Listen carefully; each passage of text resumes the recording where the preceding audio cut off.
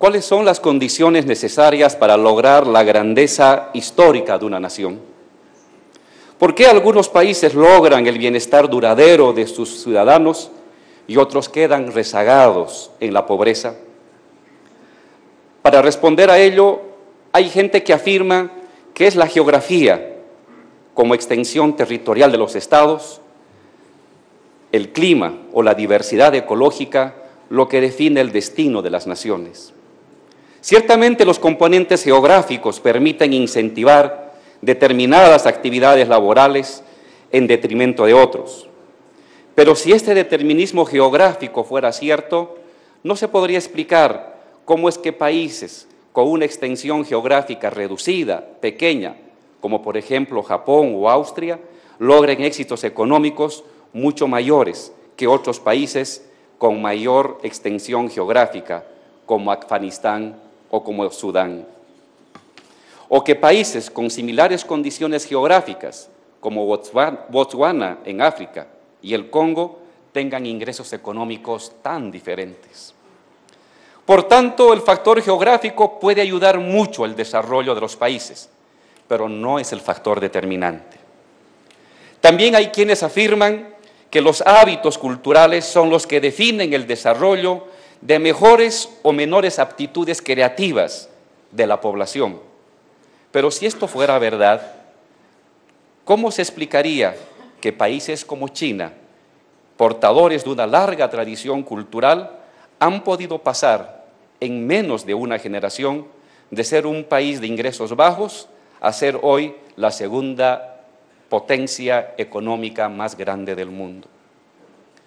Últimamente hay algunos economistas que afirman que es el tipo de instituciones del país lo que determina o define el desarrollo de las naciones. Pero de ser verdad esto, ¿cómo explicamos que países latinoamericanos que durante todo el siglo XX imitaron de manera irreflexiva un conjunto de instituciones políticas, militares, jurídicas y económicas europeas o norteamericanas, pero nunca pudieron alcanzar los niveles de bienestar de esos países que sirvieron de modelo a imitar?